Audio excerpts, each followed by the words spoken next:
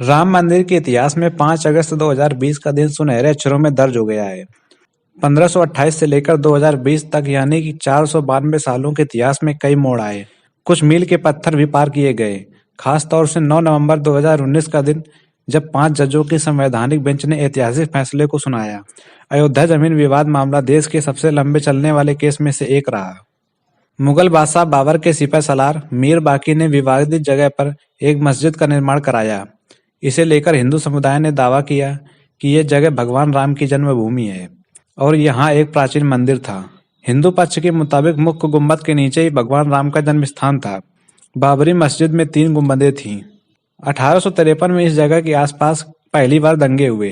1859 में अंग्रेजी प्रशासन ने विवादित जगह के आसपास बाड़ लगा दी। मुसलमानों को ढांचे के अंदर और हिंदुओं को ढांचे के बाहर चबूतरे पर पूजा करने की इजाजत दी गई। असली विवाद शुरू हुआ 23 दिसंबर 1949 को, जब भगवान राम की मूर्तियां मस्जिद में पाई गईं। हिंदुओं का कहना था कि भगवान राम प्रकट हुए हैं, जबकि मुसलमानों ने आरोप लगाया कि किसी ने रात में चुपचाप मूर्तियां वहां रख दी हैं। यूपी सरकार ने मूर्तियां हटाने का आदेश दे दिया, लेकिन जिला मजिस्ट्रेट DMK नायर ने दंगों और हिंदुओं की भावनाओं को भड़काने के डर से इस आदेश को पूरा करने में असमर्थता जताई। सरकार ने इसे विवादित ढांचा मानकर ताला लगवा दिया। साल 1950 फैजाबाद सिविल कोर्ट में 2 अर्जी दाखिल की गईं। इसमें से एक रामलला की पूजा की इजाजत और दूसरे की विवादित ढांचे में भगवान राम की मूर्ति रखे रहने की इजाजत मांगी गई। 1959 में निर्मोही अखाड़ा ने तीसरी बार अर्जी दाखिल की। साल 1961 यूपी सुन्नी वक्फ बोर्ड ने अर्जी दाखिल कर विवादित जगह के पोजीशन और मूर्तियां हटाने की मांग की। साल 1984 विवादित ढांचे की जगह मंदिर बनाने के लिए 1984 में विश्व हिंदू परिषद की एक कमेटी गठित की गई। साल 1986 UC पांडे की याचिका पर फैजाबाद के जिला जज KM पांडे ने 1 फरवरी 1986 को हिंदुओं को पूजा करने की इजाजत देते हुए ढांचे पर से ताला हटाने का आदेश दे दिया।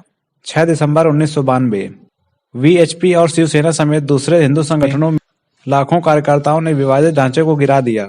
देश भर में सांप्रदायिक दंगे भड़क गए, जिनमें 2000 से ज्यादा लोग मारे गए।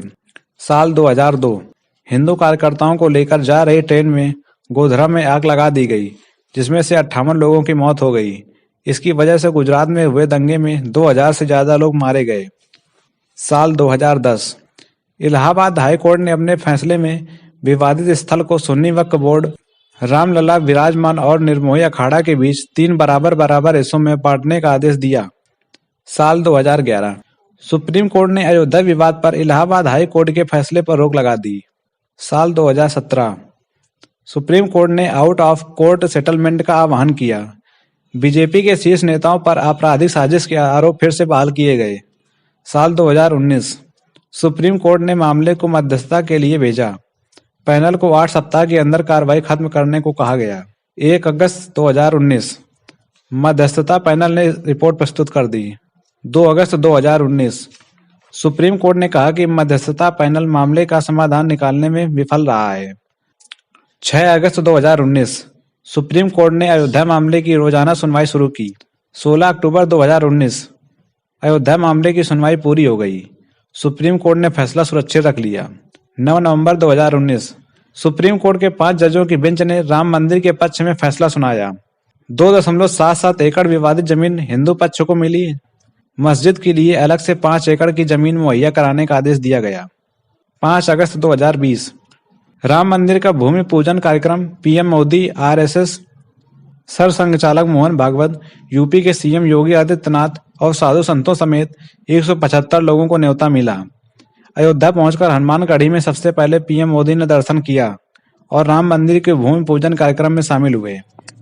अयोध्या में राम मंदिर के उद्घाटन की तैयारियां की जा रही हैं। PM मोदी 22 जनवरी को मंदिर में श्री राम की प्रतिमा के प्राण प्रतिष्ठा समारोह में शामिल होंगे। ऐसे में लोगों के मन में सवाल उठ रहा है कि PM मोदी अयोध्या में उस दिन क्या करेंगे। अयोध्या में राम मंदिर के उद्घाटन में अब केवल कुछ ही दिन बचे हैं। इस खास मौके के इंतजार में देश भर का माहौल राममय होता जा रहा है। 22 जनवरी को मंदिर के उद्घाटन की तैयारियां की जा रही हैं। PM नरेंद्र मोदी उद्घाटन के साथ ही प्रभु श्री राम की प्रतिमा के प्राण प्रतिष्ठा समारोह में शामिल होंगे। श्री राम जन्मभूमि तीर्थ स्थल ट्रस्ट ने समारोह में 7000 से अधिक लोगों को आमंत्रित किया है। मीडिया की रिपोर्ट्स के अनुसार PM मोदी 22 जनवरी को व्रत रखेंगे। बताया जा रहा है कि ये व्रत राम मंदिर से जुड़े अनुष्ठान में शामिल होने के लिए रखा जाएगा। 22 जनवरी को मंदिर में मूर्ति की प्राण प्रतिष्ठा मंत्रोच्चार के साथ की जाएगी। प्रधानमंत्री नरेंद्र मोदी उस दिन सुबह 11 बजे से दोपहर के बीच वहां प्रारंभिक पूजा करेंगे। यह पहली बार नहीं है कि प्रधानमंत्री नरेंद्र मोदी व्रत रखेंगे।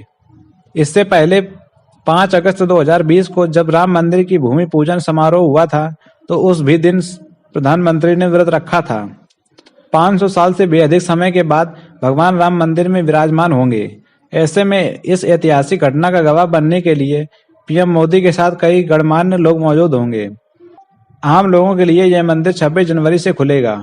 आज पूरी दुनिया उत्सुकता के साथ 22 जनवरी के ऐतिहासिक क्षण का इंतजार कर रही है। ऐसे में अयोध्या वासियों में अति उत्साह स्वाभाविक है। भारत की मिट्टी के कण कण और भारत के जन जन का मैं पुजारी हूँ और मैं भी आपकी तरह ही उत्सुक हूँ। अयोध्या में राम मंदिर के मुख्य द्वार पर हाथियों, शेरों, भगवान हनुमान और गरुड़ की अलंकृत मूर्तियां स्थापित की गई हैं। इन मूर्तियों को मंदिर की ओर जाने वाली सीढ़ियों के दोनों ओर लगाए गए स्तरीय फलकों पर स्थापित किया गया है। निचले फलक पर हाथी की एक मूर्ति है, दूसरे स्तर पर शेर की एक मूर्ति है और सबसे ऊपर वाले फलक पर भगवान हनुमान की मूर्ति एक तरफ है, जबकि दूसरी तरफ गरुड़ की मूर्ति है। मंदिर में प्रवेश पूर्व दिशा से और निकास दक्षिण दिशा से होगा। संपूर्ण मंदिर अधिरचना अंततः 3 मंजिलों में होगी। मुख्य मंदिर तक पहुंचने के लिए भक्त पूर्व दिशा की ओर 32 सीढ़ियां चढ़ेंगे। अयोध्या में 3 मंजिला राम मंदिर का निर्माण इस साल दिसंबर तक पूरा हो जाएगा। पारंपरिक नागर शैली में निर्मित मंदिर परिसर 380 फीट लंबा, 250 फीट चौड़ा और 161 फीट ऊंचा होगा। मंदिर की प्रत्येक मंजिल 20 फीट ऊंची होगी। इसमें कुल 392 खंभे और 44 द्वार होंगे। मंदिर निर्माण समिति के अध्यक्ष नृपेंद्र मिश्रा का कहना है कि अभी भूतल का निर्माण हुआ है। पहली और दूसरी मंजिल का निर्माण दिसंबर 2024 तक पूरा हो जाएगा। मिश्रा ने कहा कि वे इसके कम से कम 1000 साल टिकने की उम्मीद कर रहे हैं। उन्होंने कहा कि अगले 4-5 महीनों में कम से कम 75,000 से 1 लाख लोगों को मंदिर की यात्रा कराने का अनुमान है। अगर आपको जानकारी पसंद आई हो तो वीडियो को लाइक कर दें और चैनल पर नए हो तो सब्सक्राइब कर दें।